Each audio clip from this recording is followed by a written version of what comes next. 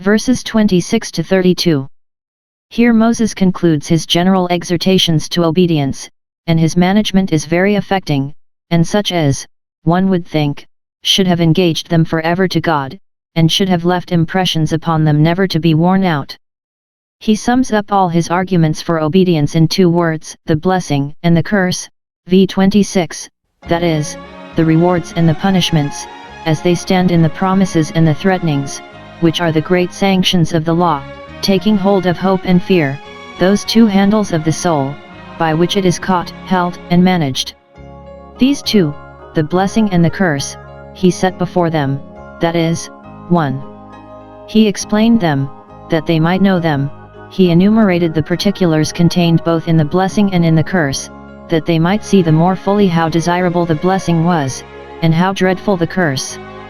He confirmed them, that they might believe them, made it evident to them, by the proofs he produced of his own commission, that the blessing was not a fool's paradise, nor the curse a bugbear, but that both were real declarations of the purpose of God concerning them.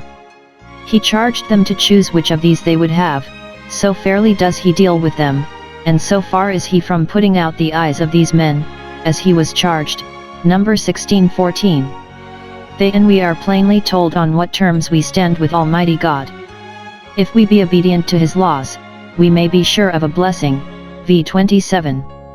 If we be disobedient, we may be as sure of a curse, v. 28.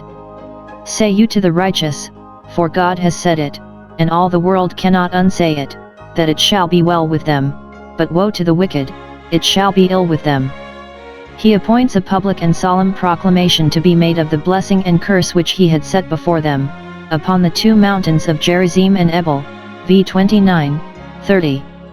We have more particular directions for this solemnity in ch. 27:11, etc., and an account of the performance of it, Jos 8:33, etc.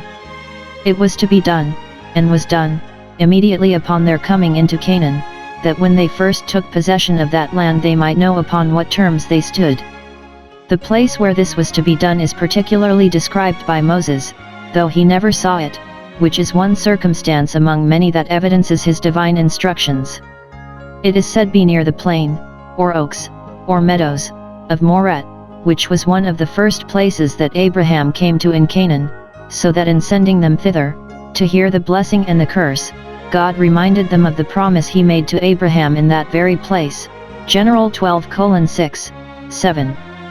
The mention of this appointment here serves for the encouragement of their faith in the promise of God, that they should be masters of Canaan quickly. Do it, says Moses, on the other side Jordan, v. 30, for you may be confident you shall pass over Jordan, v. 31. The institution of this service to be done in Canaan was an assurance to them that they should be brought into possession of it, and a token like that which God gave to Moses, Ex 3:12 You shall serve God upon this mountain.